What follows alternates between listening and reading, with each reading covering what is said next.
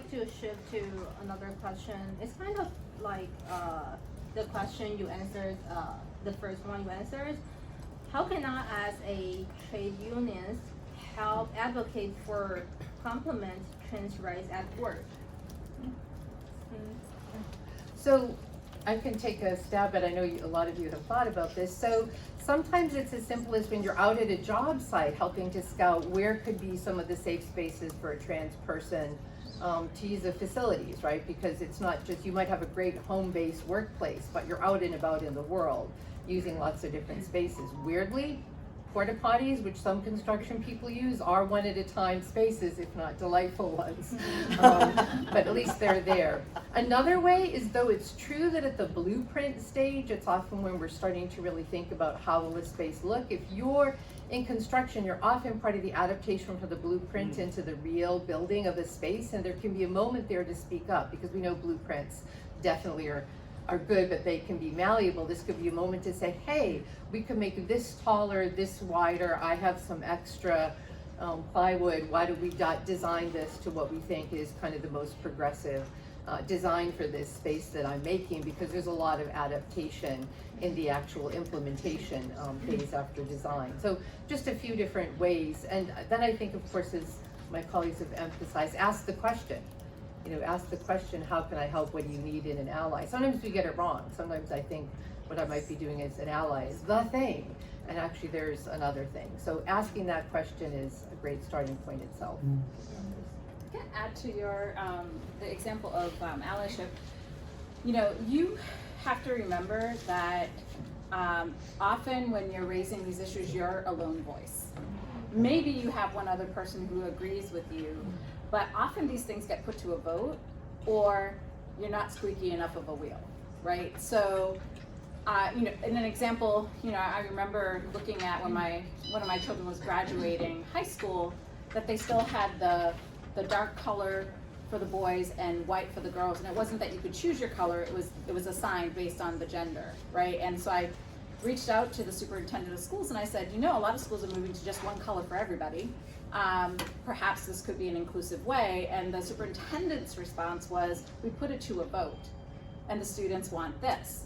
And so that's dominant, non-dominant group stuff that I was talking about. Like, sometimes you have to be insistent and you have to represent and push that, yes, maybe the majority doesn't want it, but it doesn't affect them, and that's why they don't want it. And so continuing, and maybe you don't win the first battle, but you continue to be the voice, and you bring other people in. Sometimes you go and have coffee with someone. You're gonna go to a meeting, strategically figure out who's gonna be there, and have those conversations before the meeting so that they're inclined to support and understand what's behind it. Because you might not have all the time to do what you need to do in a meeting to get that information across, but you do in coffee. Right? Yeah. So advocacy happens in a lot of those small moments. Yeah, thank you. Yeah, next question. Go beyond bathrooms. Do you think all segregated spaces should be abolished? So I've been looking at this one for a minute, and this is a tricky, like, gray area line for me as a person.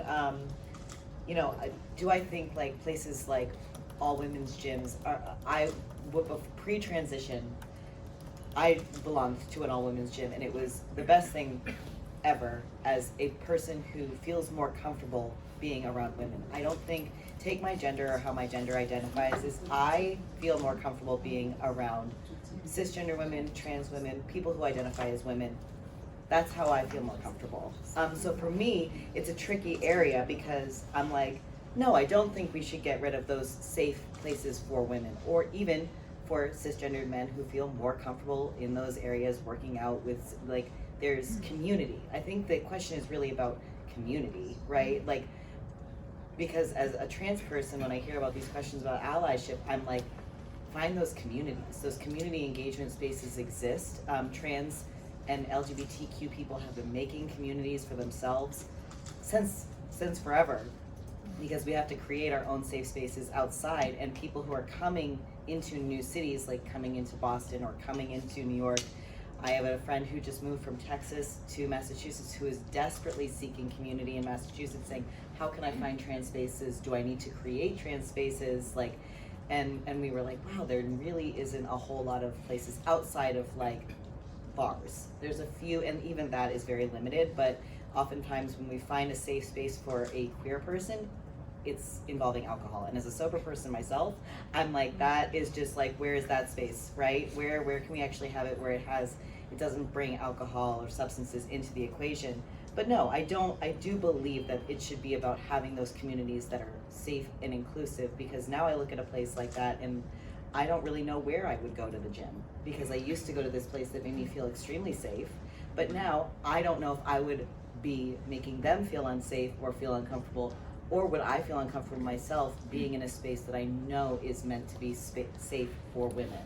You know, I don't want to go into that space and say, am I taking that space away from you, but I still feel comfortable with you, because I want them to have that. So I think it's a tricky question, but I do want people to, and I believe that people should have spaces that is safe for their own community and how they identify, whether that is men, women, and everywhere in between. Yeah. I can add that. Mm-hmm. Yeah. I totally agree with Chris. For me, gender equality is for everyone to have options to be yourself. Mhm. So I agree with that. You have to find the space to feel safe and comfortable. Community. Yeah. So I think the question, old sex segregated space should be abolished. I don't think so, because if you want to feel safe from the government side, because I work in government agencies for 10 years, so from the policy, the policy side, that I think we should provide different options for everyone. So it's not easy to discuss this question, I think. Yeah, just like you said, it's tricky.